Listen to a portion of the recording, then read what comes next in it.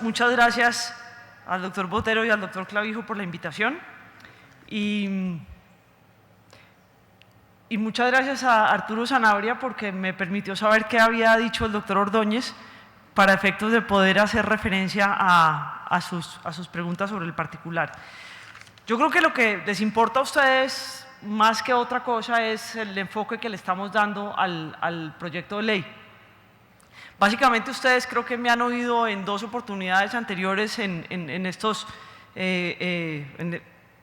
eventos que organiza Fasecolda, que lo que estamos tratando de hacer es traer la compra pública a lo que ocurre hoy en el mundo.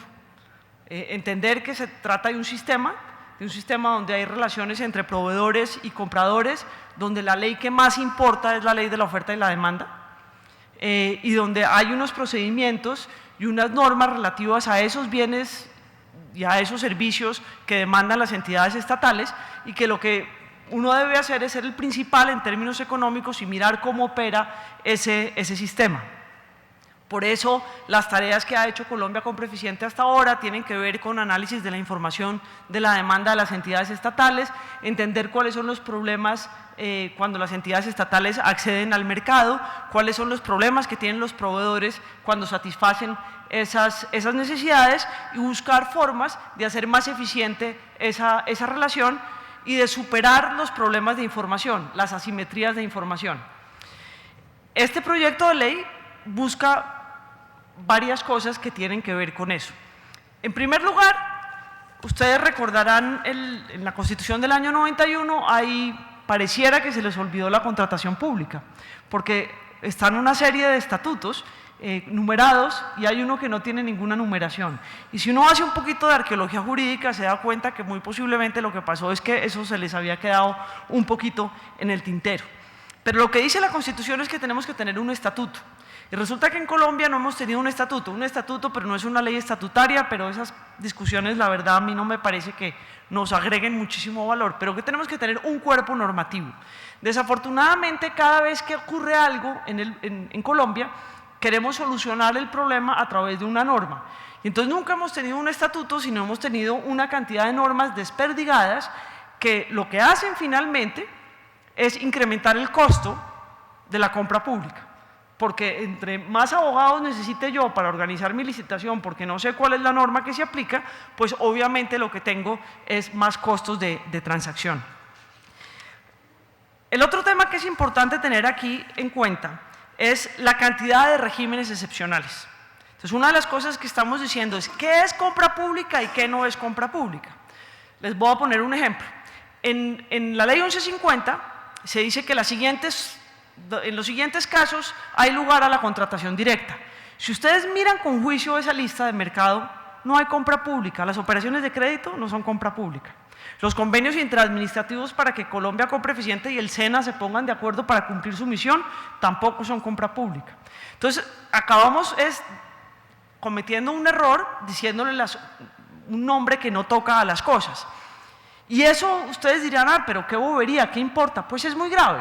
Porque cuando Colombia muestra cuáles son sus índices de contratación directa, el número es desastroso de todas maneras. Pero ese número no es. Y todo el mundo dice, pero no importa porque es que ahí están los convenios interadministrativos, ahí están las operaciones de crédito público. Y entonces dejamos de ver el problema y tenemos una cantidad de disculpas para manejar el problema. Al excluir, y hay otro tema que también es importante, decimos es que los convenios interadministrativos siempre pueden ser por contratación directa, pero por otro lado le decimos a ETB y a UNE, y qué pena el ejemplo concreto, que ellas tienen libertad para competir en el mercado, pero, qué pena que ponga esos ejemplos, perfecto, compitan en el mercado, pero no deberían tener entonces la posibilidad de contratar directamente con las entidades estatales porque yo estoy dañando la competencia al darle a un actor una libertad que no le estoy dando a los demás. Entonces, listo, UNE y ETB deben aplicar normas del derecho privado, pero incluso cuando contratan con el Estado y por eso deben competir en igualdad de condiciones. Lo que estamos haciendo es poner en el centro el valor por dinero, que puede sonar a anglicismo, pero creo que el concepto es importante en la administración pública, y es decir, lo que nosotros necesitamos es ser eficientes, ser eficaces, ser competitivos, porque eso nos va a pegar a la eficiencia y a la eficacia ser económicos, y eso no es solamente precio, y privilegiar y entonces ahí lo que estamos haciendo es ampliar los principios que tiene consagradas la ley 80 del año 93. Y yo voy a entrar ahora en materia de lo que es importante en materia de seguros, que es naturalmente la responsabilidad de las partes.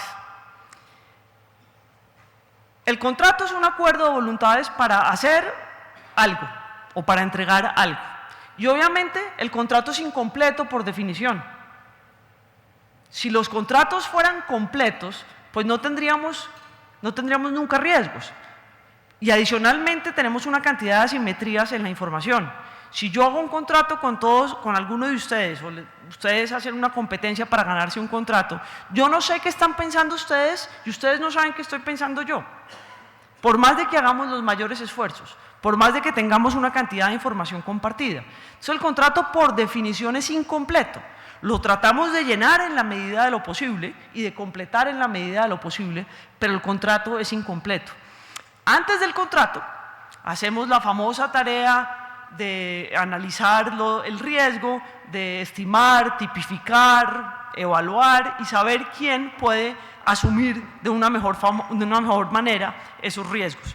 Sin embargo, nunca podemos tener en cuenta la totalidad de los riesgos porque sería imposible manejar el proceso. Primero sería eterno y por otro lado sería muy costoso.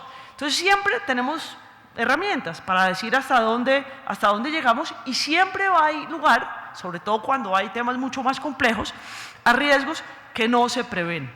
Aquí hay dos temas que yo pienso que es importante que tengamos en cuenta. En primer término, es que las entidades estatales o el Estado en general está demandando un bien o un servicio y hace su análisis. Y el otro, que está en el sector privado, tiene una incertidumbre que es la del propio negocio y él es el que sabe manejar esa incertidumbre. Lo que uno buscaría con el riesgo es hacer el análisis y que alguien lo asume. Sin embargo, nosotros hemos tomado unas decisiones que a mi manera de ver son muy equivocadas, que fue entregarle una especie de seguro a los contratistas, diciéndole no se preocupe, porque si el riesgo es imprevisible yo siempre le voy a pagar. Y ese es el equilibrio económico de los contratos. Entonces yo asumo que el Estado siempre debe pagar.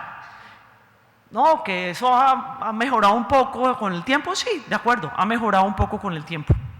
Pero lo cierto es que cuando uno le dice al otro eso, primero genera algo que en la teoría económica se llama el oportunismo. Hablando con Arturo Sarabria en el almuerzo, me hacía acordar de Gregorio Samsa, que es el clásico ejemplo del oportunismo en Kafka. O sea, esa familia nunca trabajaba porque Gregorio Samsa hacía todo. Apenas Gregorio Samsa se convierte en un terrible insecto, entonces a su familia le toca salir a trabajar. Eso pasa si al contratista le decimos siempre que el Estado va a responder por todos los riesgos imprevistos, entonces naturalmente no tiene ningún incentivo para actuar de forma correcta, mitigar los riesgos y hacer la tarea. Y ese es el error que a mi manera de ver, hay otros que señalan que el error es un poquito más atrás porque dicen que el problema está en hablar de la ecuación del contrato. Yo creo que, yo me acuerdo de mi profesora de álgebra, de ecuaciones a más b al cuadrado, igual a cuadrado más 2ab más c cuadrado, eso es igual. Aquí no puede ser igual, porque el señor me está vendiendo carros, yo no tengo ni idea cuál es finalmente el centro de su negocio, cómo manejan los números, entonces ¿de qué igualdad estamos hablando? O sea, aquí no hay, el contrato no tiene, establecemos unas obligaciones y hay unas contraprestaciones, pero eso no quiere decir que primero la información sea la misma y que la posición de las partes sea igual. Entonces, por eso pienso que ahí la primera revisión grande y que tiene que ver con los seguros es esa. Porque nosotros no hablamos de equilibrio económico de los contratos. No hay ese concepto en el proyecto de ley. Primero, porque pienso. Segundo, porque creo que lo que hicimos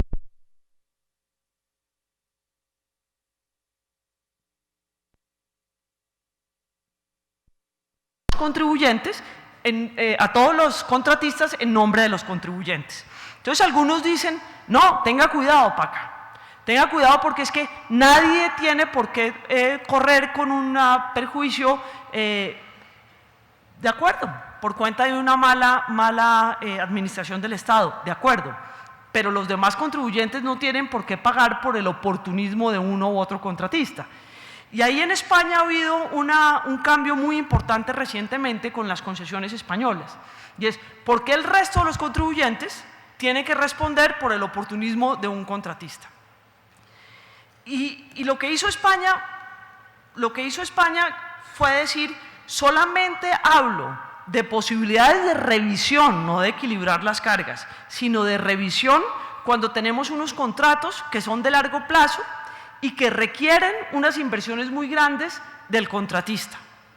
Hay otras fórmulas, los ingleses tienen las cláusulas de congelar, se llaman freezing clauses, para congelar unos momentos donde hablan de congelar la situación tributaria o congelar la situación económica que se refleja en el contrato. Y esas son normas que se pueden poner en los contratos. Sin ir más lejos, cuando uno dice, vamos a examinar la tasa representativa del mercado cada 3 meses y hacer un ajuste, lo que estamos haciendo es manejar el riesgo. Si no lo hacemos, pues fuimos un poquito tontos de no mirar que muchos contratos tienen un riesgo atado a la tasa representativa del mercado. Entonces, básicamente lo que estamos haciendo en esa materia es decir, no se les olvide que los contratos son, entre otros, mecanismos para reducir los costos. O sea, lo que uno hace al celebrar el contrato es acordar una cantidad de cosas para reducir los costos de transacción de esa transacción para la construcción de una obra o para la compra de un vehículo, para lo que sea. Puede ser grandísimo o puede ser chiquito el contrato. Lo que estamos haciendo ahí es reducir los costos de transacción de esa relación entre dos partes para entregar un bien, una obra o un servicio. Y no debería haber una garantía que le dé el Estado colombiano a los contratistas a menos de que se trate de ese tipo de contratos y que sea algo pactado, porque no tiene ningún sentido que sea de otra manera. Y yo creo que el tema de las garantías está naturalmente, directamente ligado con eso, con el riesgo. Y yo creo que parte de lo que a nosotros nos preocupa cuando hacemos ese análisis de las garantías y quién está pidiendo garantías y cómo se piden las garantías y qué dicen las normas sobre el particular, básicamente tenemos como dos problemas. Primero, las garantías no están atadas a los riesgos que hemos identificado en los contratos. Entonces acabamos pidiéndole a una persona que tiene que presentar unos documentos, una garantía de cumplimiento cuando yo tengo todas las herramientas para no pagarle si no me entrega. Entonces yo contraté un estudio y me tienen que entregar 3 documentos. ¿Para qué le pido una garantía de cumplimiento? O sea, ¿qué sentido? Para subir los costos de transacción, finalmente. Lo que estoy haciendo es pagando más. Además, no estoy cubriendo nada realmente. Pedirle a una firma de consultoría grande la garantía de pago de salarios y prestaciones sociales. ¿Qué sentido tiene? O sea, ¿realmente creemos que una de estas firmas de renombre van a dejar colgados de la brocha a sus consultores por efectos de... Eso no ocurre. Y no tenemos ningún precedente de que eso ocurra. Vemos casos de garantía de estabilidad de unas cosas que no se parecen nada a una obra. Vemos garantías de calidad de algo que ya nos comimos. Digamos, hay un divorcio entre qué es lo que me van a entregar y cuál es mi riesgo real de la ejecución del contrato y el cubrimiento de esa garantía. Entonces la idea es, en lugar de pedir garantías per se y decir aquí que hay que exigir garantías, no, usted haga su análisis de riesgo y si hay unos riesgos que usted tiene que cubrir con garantías, organice la tarea para pedir esas garantías. Ahí hay otro tema que es importante que tengamos en cuenta. Tenemos garantías como las de la seriedad de la oferta, que dejó de ser garantía de seriedad de la oferta porque si la garantía de seriedad de la oferta se puede presentar el día de la audiencia, no me sirvió de nada, ya no. Pero digamos, Mientras nosotros no hagamos una modificación aquí, no podemos hacer nada porque hay un precedente jurisprudencial. Después sale el otro y entonces la cosa no está tan clara, pero ahí tenemos un problema porque nos pegoteamos la garantía de seriedad de la oferta porque dejó de ser garantía. Si se puede presentar en el momento de la adjudicación, ya no es ninguna garantía de seriedad de la oferta a la hora de la verdad. Las normas de rango legal en Colombia habían dicho generalmente, señalado una serie de cosas bastante genéricas, con algunos de los temas que le preocupan al doctor Ordóñez, diciendo que el reglamento dirá qué hay que hacer en cada uno de los casos. E incluso habla de garantías sin decir cuáles son las garantías, y por eso viene siempre la discusión cada vez que sale viene un reglamento en curso, de decir qué va a pasar con la fianza. O sea, por ejemplo, en el 734 se hablaba de endoso de títulos valores. Yo no sé, yo no llevo en el mundo de la contratación pública muchos años, pero yo dudo que alguien quiera endosar unos títulos valores para garantizar el cumplimiento de un contrato. Entonces, inventarse ese tipo de garantías creo que no nos hace ningún bien, porque entonces algún día va a tener que haber una entidad estatal si realmente si es garantía o no, si quien expidió el título o valor tiene una calidad crediticia alta. Eso creo que es enredarnos la vida y meterle más ruido al tema. En general, lo que nosotros vemos es que si las garantías en el derecho privado funcionan bien, y el propósito de la Constitución del año 91 fue irse de un Estado monopólico a un Estado competitivo, y de la Ley 80 fue resolver que el derecho privado debe aplicarse a todo, salvo unas cosas particulares que están en la ley. Y el tema de las garantías funciona, con problemas como funciona todo en la vida, pero funciona en el derecho privado. ¿Para qué lo volvemos más difícil? Ese es el razonamiento que tenemos, pues digamos, esa ha sido la lógica del razonamiento. Y ahí hay varios temas que hay que tener en cuenta. La experiencia que nosotros hemos examinado de las entidades del Estado nos dice que cobrar una garantía, primero hay que llamar a una audiencia. En esa audiencia de cumplimiento hay antes que haber hecho una carta, donde hay que ser tan específicos como cuando uno hace el cobro a la compañía de seguros en una reclamación ordinaria. Y naturalmente, cuando a mí me van a cobrar algo, pues yo trato de tomar el pelo, pero pues es obvio, además si me generan la posibilidad de ser oportunista, pues actúo de esa manera. Entonces se le manda una carta en virtud del procedimiento de la Ley 1474, se le manda una carta al contratista con copia a la aseguradora. Siempre o no recibieron la copia, o están por fuera de la ciudad. O sea, nunca se hace la audiencia el primer día. Entonces hay que volver a citar la audiencia. Y posiblemente la carta de citación de la audiencia no es suficientemente completa. Entonces es que usted aquí no dijo cuáles eran las posibles consecuencias, y entonces hay que postergar la audiencia. Finalmente termina siendo una tarea larguísima. O sea, la lógica, y la verdad yo no sabía, me contó Juan Pablo, que la lógica de esa audiencia era hacer más ágil el proceso. Yo pienso que no es más ágil, sino es más difícil, más complejo, y esa audiencia, pues no es audiencia, ahí no se está discutiendo realmente lo que pasa. Y yo creo que ahí tenemos un problema, y es que el cobro de un seguro se hace de una manera distinta, y yo no entiendo por qué tuvimos que cambiarlo. Y realmente no creo que a las entidades estatales les genere valor el cambio que hicimos. La verdad, yo no veo que les genere valor. Muchos me dirán, es que Paca, necesitan el acto administrativo y la póliza para ejercer la jurisdicción coactiva y cobrar. ¿Cuánto cobran? ¿Verdad que no muchísimo, doctora Adriana? O sea, yo la verdad no creo que eso nos esté ayudando a minimizar los riesgos que tienen las entidades estatales derivadas del incumplimiento de los contratos. Realmente no creo que ese sea el sistema, y no veo que eso nos haya ayudado. Y lo que sí hicimos fue aumentar los conflictos que tienen las entidades estatales, y es tener a las secretarías generales argumentando constantemente y en audiencias permanentes con las compañías de seguros y los contratistas cuando hay un inconveniente, en lugar de dedicarse a cumplir la misión de la entidad estatal y entregarle bienes y servicios a los ciudadanos. A nosotros eso nos preocupa mucho desde el punto de vista de la eficiencia. Ahora,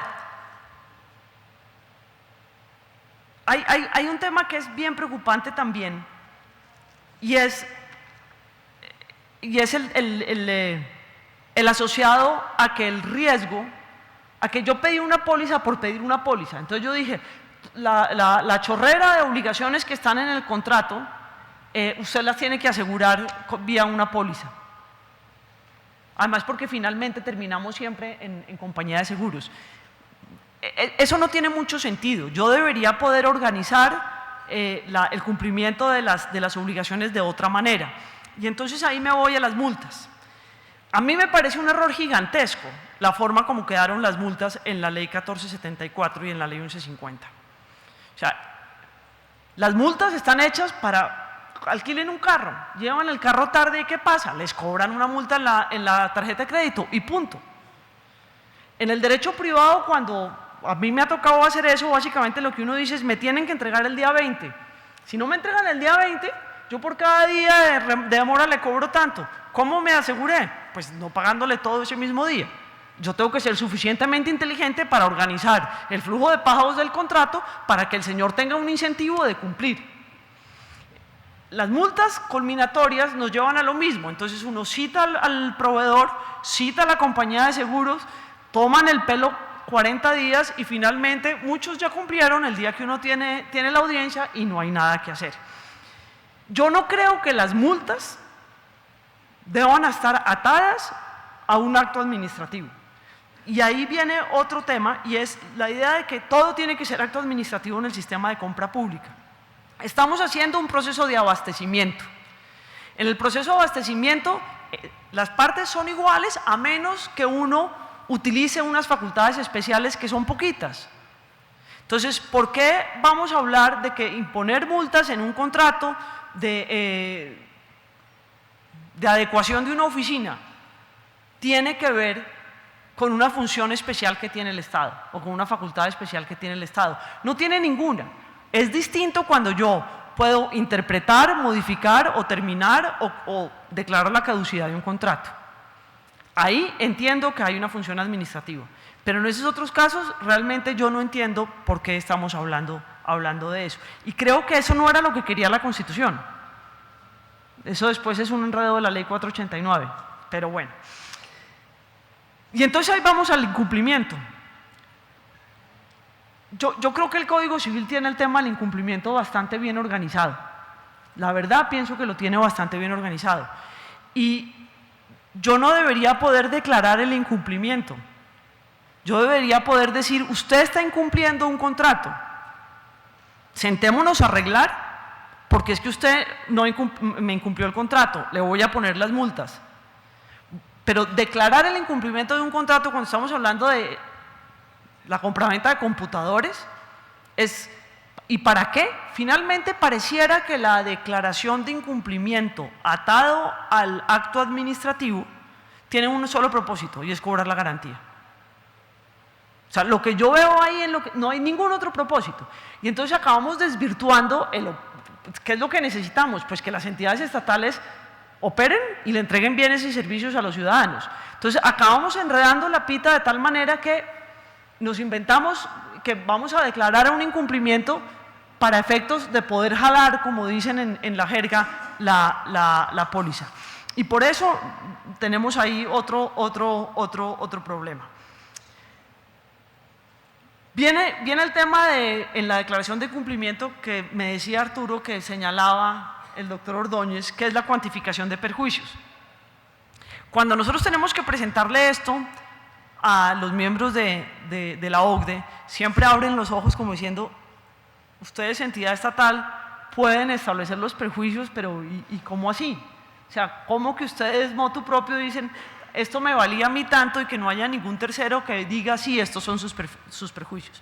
Y ahí evidentemente tenemos un problema.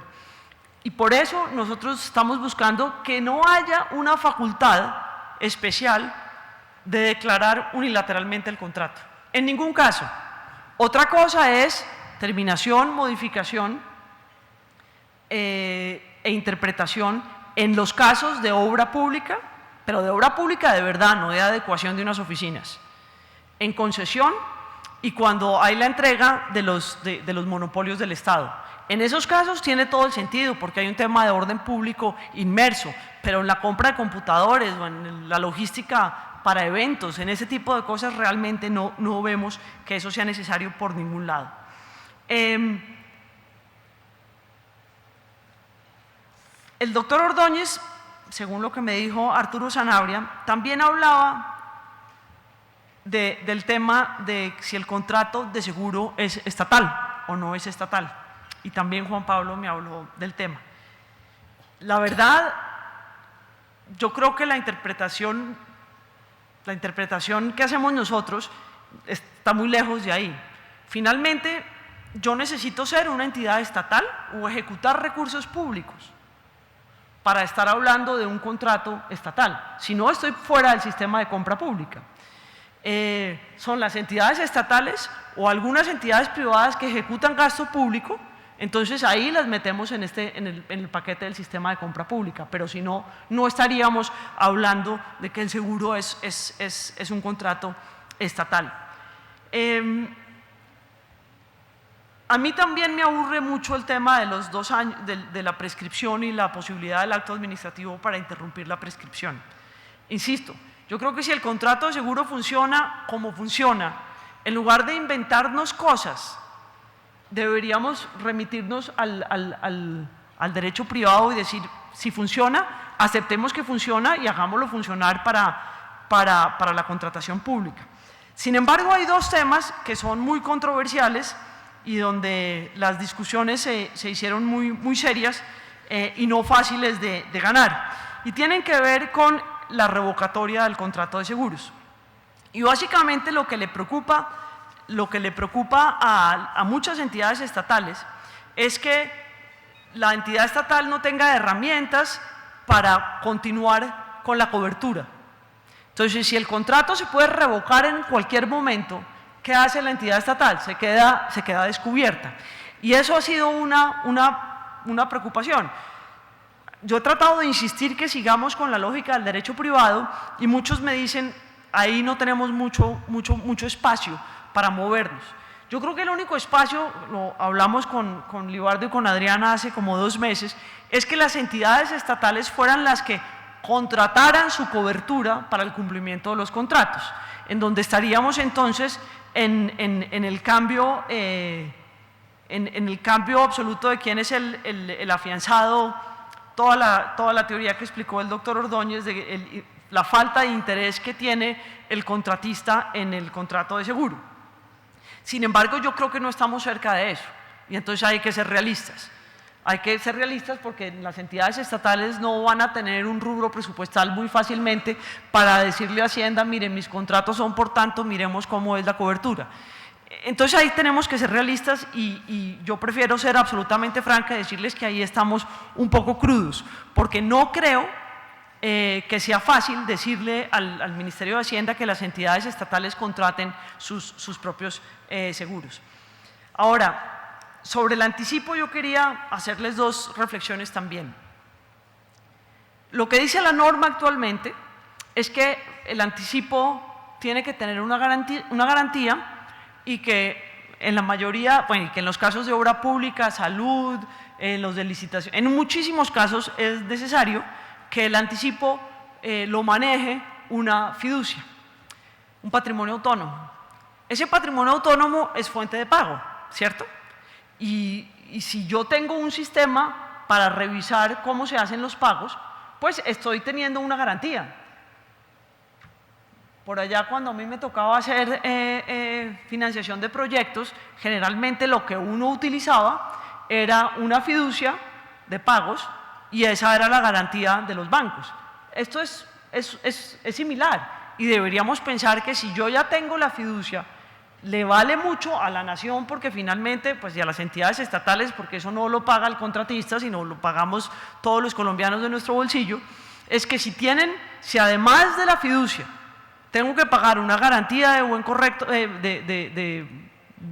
buen manejo del anticipo, entonces estoy subiendo los costos de transacción y eso se lo voy a meter al valor del contrato, pues eso no hay nada que hacer. Entonces la lógica ahí es, en los casos en que es obligatoria la fiducia, que estamos viendo que la fiducia debe ser obligatoria cuando estamos hablando de un porcentaje de dinero importante, no es necesario pedir una garantía adicional. Básicamente esos son los cambios que tienen que ver directamente con el tema de garantías. Yo sé que algunos de ustedes, por alguna conversación que tuvimos hace como un año, me preguntaron sobre la posibilidad de crear un tribunal de solución de conflictos entre la fecha de la apertura del proceso o de la invitación y la fecha de la adjudicación de los contratos, que existe en una cantidad de jurisdicciones del mundo y que adicionalmente no la han solicitado en algunos acuerdos comerciales, por ejemplo, en el de la Unión Europea y en el de la Alianza Pacífico. El momento fiscal no está para que uno le diga al ministro de Hacienda que hay que crear una nueva entidad. Aquí yo prefiero ser absolutamente franca. Muchos me dirán, pero Paja, eso va a ahorrar mucha plata. Evidentemente es posible que ahorre mucha plata. Entonces la discusión la estamos postergando, porque no tiene ningún sentido que hablemos ahorita de la creación de una nueva entidad. Pero la discusión la estamos dejando en los documentos, explicando cuál es la lógica que debería tener la creación de esa entidad, siguiendo un poco lo que ocurre en muchos países del mundo. Es una entidad que pertenece a la rama ejecutiva, pero que toma decisiones que tienen jurisdicción, como tienen las superintendencias. Eso ocurre, por ejemplo, en Chile, eso ocurre, por ejemplo, en Cataluña, eso ocurre en Nueva Zelanda, eso ocurre en Portugal. Son unas decisiones que dicen las cosas se deben hacer así y eso lo deben seguir todas las entidades estatales. Eso no puede estar en Colombia Compra Eficiente, porque Colombia Compra Eficiente hace acuerdos marco, porque Colombia Compra Eficiente hace línea de política y entonces no debería ser quien esté mirando si una entidad estatal siguió o no la línea de política. Y sí creemos que tiene que ser administrativa, porque de todas maneras esa decisión, por más de que produce efectos inmediatos, puede ser objeto de revisión judicial, como ocurre en Chile o en España. En Australia el tema es distinto. Y el otro tema que estoy segura que les importa y es interesante para ustedes es el tema de las modalidades de selección. Y aquí yo creo que es importante hacer una reflexión sobre la palabra licitación. La palabra licitación en la Constitución del año, en el diccionario, sin ir más lejos, de la Real Academia de la Lengua Española, dice cualquier concurso. Cuando yo pongo a concursar, a competir, estoy hablando de una licitación. Yo creo que la lógica del diccionario de la Real Academia de la Lengua la siguió la Constitución del año 91 cuando dijo que la Contraloría puede pedir que en cualquier licitación, no dice pública, en cualquier licitación, es decir, en cualquier proceso competitivo, se deba hacer la adjudicación en una audiencia pública. Y yo creo que la Ley 80 siguió esa lógica, y por eso hablaba de licitación o concurso, tampoco hablaba de pública. Cuando nosotros hablamos con el exterior y hablamos de licitación pública, dicen, entonces hay unas licitaciones privadas, no entendemos. Es que hay unas que son completamente abiertas y otras no, porque enredamos la vida. Lo mismo que hicimos con la contratación directa, enredamos un poco la vida. Lo que estamos proponiendo nosotros es que los mecanismos de selección estén atados a las lógicas de los mercados. Yo en una esquina siempre tengo la competencia y en la otra esquina tengo la negociación. Eso pasa en el sector privado, en el público, en todos lados. Y la idea es hacer eso. Es decir, en un lado yo tengo una competencia completamente abierta, tengo una competencia con precalificación, tengo una invitación y tengo una contratación directa. Pero la contratación directa es solamente para ciertos casos particulares. Y me van a decir, ¿y qué pasa con ciencia, innovación y tecnología? pues en el mundo entero hay unas fórmulas para contratar eso de forma competitiva. Entonces lo que estamos buscando es que siempre se privilegie la competencia, salvo en unos casos que no tienen mayor sentido, por ejemplo, que si yo necesito compatibilizar lo que voy a comprar con lo que ya tiene la entidad estatal, o si yo voy a hacer compras por debajo de cierto valor, o si hay solo un proveedor en el mercado, no tengo por qué hacer un proceso de selección. Parte de la lista que tiene la ley 1150 en esos literales habla, por ejemplo, de los bienes de defensa y seguridad nacional. Si ustedes ven los procesos de contratación de defensa y seguridad nacional, dice que son de contratación directa, pero siempre hay competencia. Siempre hay competencia. Entonces, ¿para qué le vamos a decir a eso que es contratación directa si hay competencia? Son unas competencias, obviamente, con precalificación y muchas veces son restringidas, es decir, son invitaciones con negociación. Digámosle al perro perro y a la vaca vaca. Y por otro lado, estamos diferenciando las modalidades de selección de las herramientas de formación de precios. Porque es que la modalidad de selección no es la subasta, la modalidad de selección es la que sea. La subasta es la forma como yo llego al precio. El acuerdo marco es lo mismo. Y estamos dejando claro que hay una forma de empleo público en Colombia, que no es el de la nómina, que no es el del personal directivo y el personal de carrera o el provisional, que son los que tienen contratos de prestación de servicios que están ahí y que los tenemos que tratar de esa manera, porque lo que estamos es generando un problema que es de empleo público en el sistema de compra pública. Ese tema lo tenemos que manejar como un tema de empleo público y tratar a la gente seleccionarla a través del mérito, como se hace en el talento humano, y tener esa información que es importante, pero si nosotros enredamos esa contratación con el resto de la contratación, no sabemos el tamaño del problema y no lo manejamos de forma adecuada. Yo creo que muchas gracias.